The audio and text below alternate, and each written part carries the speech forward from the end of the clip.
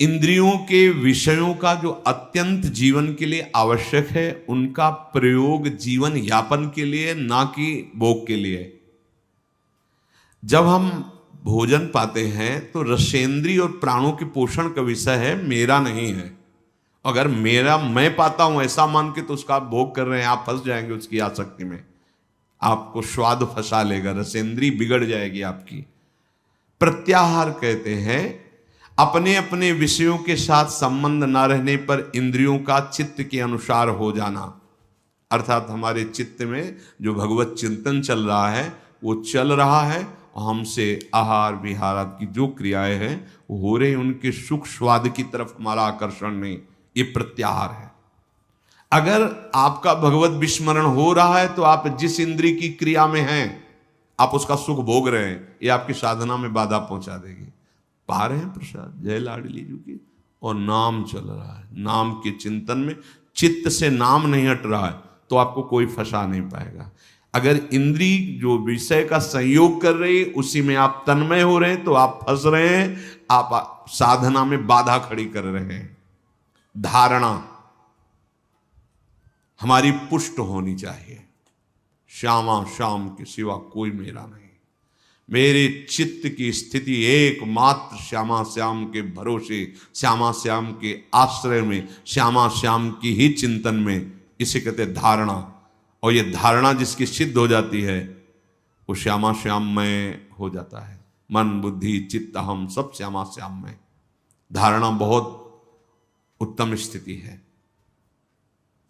स्वप्न में भी जागृत में भी हर समय अपने आराध्य देव छाए रहते हैं। महाप्रभु कह रहे जागृत स्वप्न सुसुप्ति स्फुरत में राधा पद, ये धारणा। चित्त वृत्ति का आराध्य देव में तैल धारावत जाना उसे ध्यान कहते हैं। जैसे आजकल ध्यान का मतलब ना समझने का कारण ऐसा लगता, कुछ देर आंख मूंद के बैठे, एसी चल रही बड़े अनुकूल शांत एकदम बैठे, आप शांत रह ही नहीं सकते। अंदर देखो, आप बाहर से आंख मूंद ली ऐसे बैठ गए, उसे शांति कहते हैं क्या? आपका मन शांत, आपकी चित्त वृत्ति शांत, कोई संकल्प विकल्प नहीं हो रहा, उसे शांत कहते हैं। ये कब होगा? जब तैल धारावत चित्त की स्थिति चित्त चोर प्रभु में होगी। नाम जप करते करते रूप की झलक आ गई, संपूर्ण चित्त वृत्ति घसीट गई प्रभु की तरफ, उसे ध्यान कहते हैं। इसीलिए हम प्राय ध्यान पर जोर न देके नाम ध्यान की बात कहते हैं, राधा।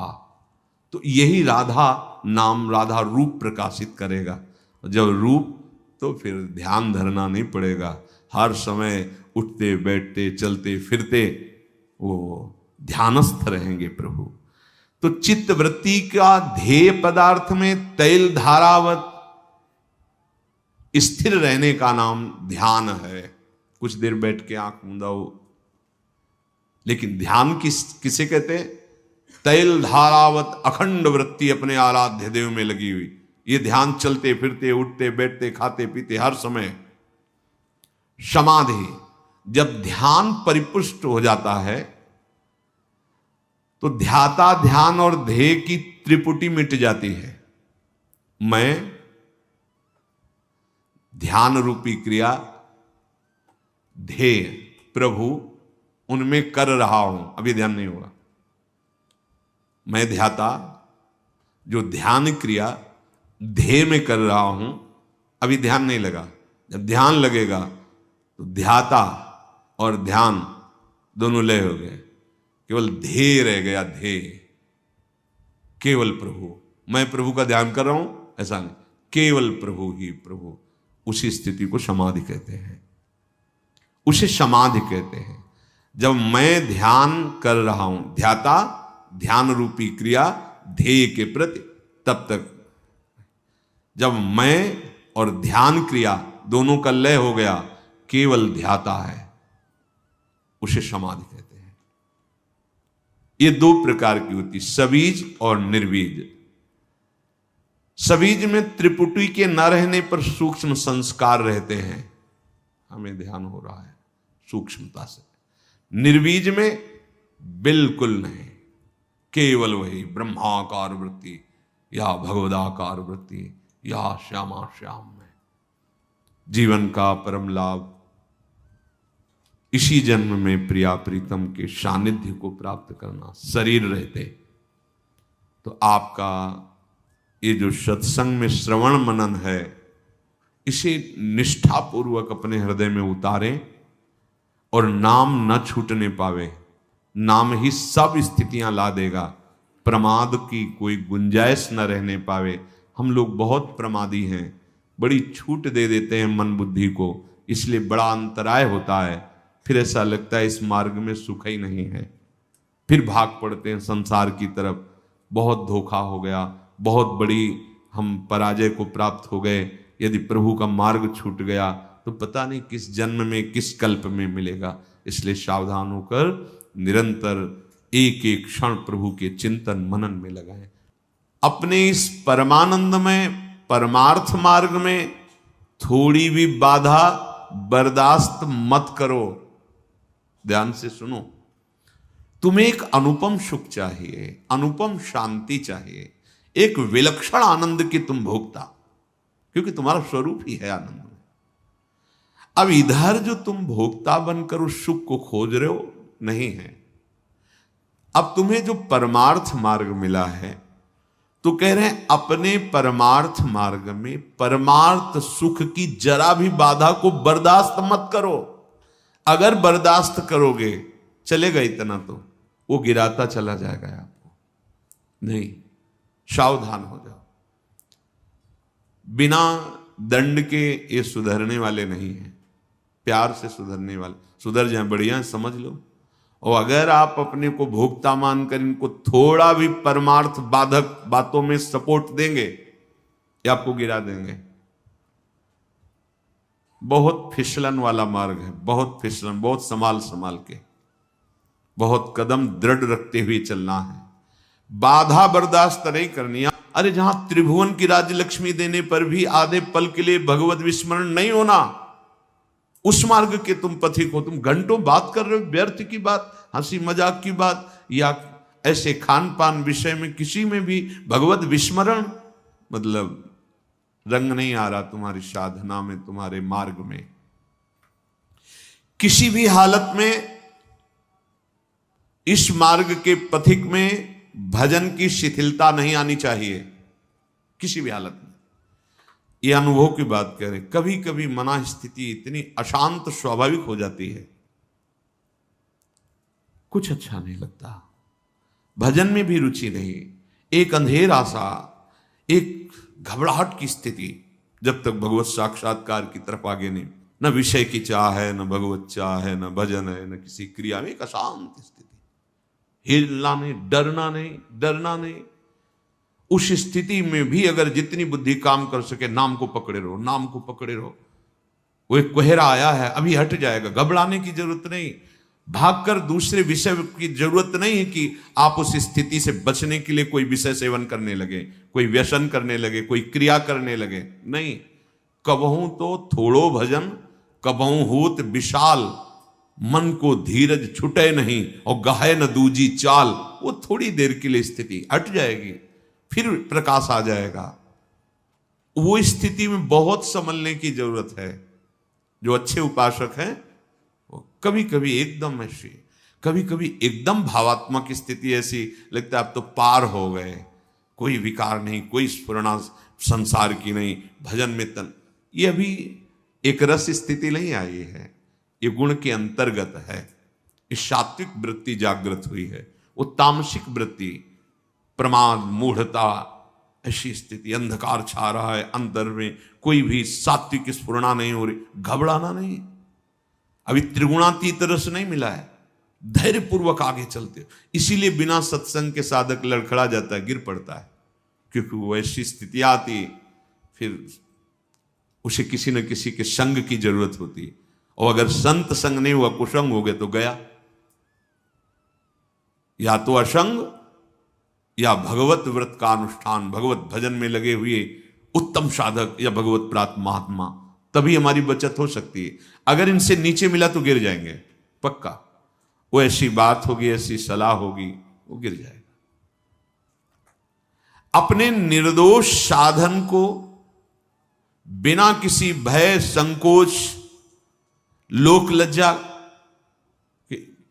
अपने साधन में लोक लज्जा भी नहीं। हम तिलक लगाएंगे, कंठी बांधेंगे, नाम जप करेंगे, सुबह इतने बजे नहा स्नान करके बैठे, घर के परिवार के लोग या कोई बाहरी उपहार दे तो भगत है या कुछ भी, न लोक लज्जा, ना कोई भय, ना कोई संकोच, अपने साधन को निर्दोष रखते हुए चले, उसे नियम कहते हैं। जो आपको नियम मिला है, दिनचर्या मिली, उसमें तुम्हें बाधा बर्दाश्त नहीं कर। हम लोग बहुत कमजोर हैं, हम हर बाधा को स्वागत पूर्वक आओ स्वीकार कर लेते हैं। भजन छूटा, सद्बुद्धि छूट रही, हम मनोरंजन में लगे।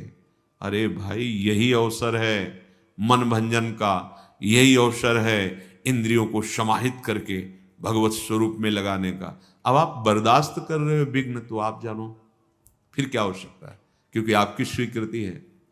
बहुत बहुत बहुत सावधानी की जरूरत। साधन में कहीं बाहरी दिखावा भी ना आ जाए, ये भी ध्यान रखें। कहीं बाहर लोगों को ये दिखाने के लिए कि हम भगत हैं। देखो, अभी पहले कहा, लज्जा नहीं, संकोच नहीं, भय नहीं, अपनी दिनचर्या बिल्कुल, वो भगवत रिझावे के लिए, जगत रिझावे के लिए नहीं। अगर कहीं आपका लक्ष्य बन गया बाहरी लोगों को दिखाना, प्रणाम, नमस्कार, वंदना, यश, कीर्ति, चार लोग, ऐसा, फिर तो असली वस्तु को नहीं प्राप्त कर पाओगे, बहुत लंबा समय नष्ट हो जाएगा। हाँ, अगर भगवान की शरण में हो तो ऐसे धक्के लगेंगे आपको कि आपको भागना ही पड़ेगा प्रभु की तरफ। ऐसे विघ्न उपस्थित हो जाएंगे कि उधर कदम नहीं बढ़ा पाओगे, भागोगे प्रभु की तरफ, पर पता नहीं वो कब समय दे। होश में अपने साधन का दिखावा अंदर पता चलता है, आप ही अंदर से जांच कर लीजिए। दूसरे को दिखावा, और प्रायः अहंकार देवता ये बहुत पसंद करते हैं। जो अहंकार है वो ये बहुत पसंद, उसकी पसंद चीज है। दंभ, पाखंड, दिखावा, ये उसकी पसंद की चीज है। इसी से वो पुष्ट होता है, बलवान होता है, वो प्रेरित करेगा। हम ऐसा बोले जिससे चार लोग समझे हम ज्ञानी हैं, हम ऐसे बैठे जिससे चार लोग समझे ये योगी है, महात्मा है, हम ऐसा दृश्य उपस्थित करें जिससे हमें साबित किया जाए बहुत बड़े भजनानंदी। ये अंतर की वृत्ति है, सुधार कीजिए। साधन में कहीं बाहरी दिखावा ना जाए। अगर बाहरी दिखावा आ गया तो असली जो तत्व है, असली जो बात है, असली जो सच्चिदानंद परमात्म सुख है, उससे तुम वंचित हो जाओगे। हमें प्रभु को रिझाना है या जगत को रिझाना है? जब आप प्रभु को रिझाने की चेष्टा करेंगे तो सारा जगत आपसे रिझ जाएगा। जा पर कृपा राम की हुई, ता पर कृपा करे सब कोई।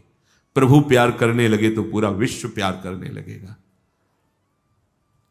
अंदर से ये देखते रहो, बिल्कुल शुद्ध परमार्थ की बात है।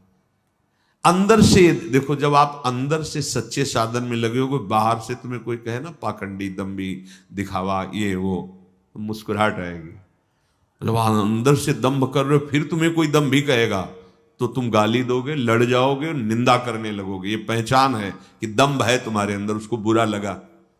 जैसे कोई निंदा कर रहा है तो आपके कान में पड़ा, तो सबसे पहले बुद्धि का कार्य होता है, वो तुरंत जांच करेगी। अगर सत्य मार्ग में चल रहे हो, ये जो बोला गया कोई लक्षण है अंदर, पूरी जांच कर, नहीं ठीक है, प्रभु की बड़ी कृपा है, मुस्कुराया, चल दिया, उसको बुरा ही नहीं लगा। जैसे आप गोरे हैं, आपको कहे काला कलूटा, तो आप नाराज हो जाएंगे क्या? क्योंकि आपको पता है आप गोरे हैं, आप नहीं नाराज होंगे। और काला कलूटा है और उससे कहे भी कि क्या यार गोरे हो तुम, उसको बुरा लगेगा क्योंकि वो नहीं गोरा है। ऐसे ही यदि सच्चाई से तुम भगवत मार्ग में चल रहे हो और तुम्हें कोई कह रहा है कामी है, क्रोधी है, लोभी है, पाखंडी, दम्भी है, तो आपको पता है ना कि गुरु कृपा से ऐसे इन दोषों का शांत, प्रसन्न, आपके अंदर उत्तेजना नहीं पैदा होगी। और यदि है तो आप ये साबित करने के लिए कि नहीं है, आप लड़ पड़ेंगे। आप, ये अंदर की बात है, सूक्ष्म बात है। आप बहुत सुंदर सुंदर पदार्थ खा के निकले हैं और बाहर कोई कह रहा है ऐंठ के चल रहा, भूखों मरता है, हमें पता है, तो आपको क्या होगा? हंसी आएगी कि अभी अभी तो खीर पूड़ी से पाके आ रहे हैं, ये तो ऐसा बोल रहा है। अच्छा ठीक है। और आप भूखे हो कई दिनों से, ऊपर से ऐसे घी पोंछ के ऐसे चले, और लोग बहुत कहे क्या यार हलवा खा के आया है, तो छाती जलेगी कि नहीं, रोटी भी नहीं मिली तुम हलवा की बात करते हो। ठीक ऐसे ऐसे ही दम्भ और सच्चाई का है। आप सच्चे भगवत मार्ग के पथिक बनेंगे। पूज्य श्रीपाद उड़िया बाबा जी महाराज कहते कि जब अपनी भाषा में जैसे जो हम जानते हो बात करता है तो हमें समझ में आती है, लेकिन विदेशी भाषा में जैसे तुम्हें ज्ञान ना हो, तुम्हें बल भर गाली दे रहा हो, निंदा कर रहा हो, तो तुम क्या करोगे? पता ही नहीं वो भाषा ना, तो ऐसे सुनोगे कुछ बोल रहा हो चल दोगे। जब तुम्हारी भाषा में ऐसे तुम्हें गाली दे, निंदा दे और तुम चल दो, तो जान लो कि तुम सच्चाई के मार्ग में चल रहे हो।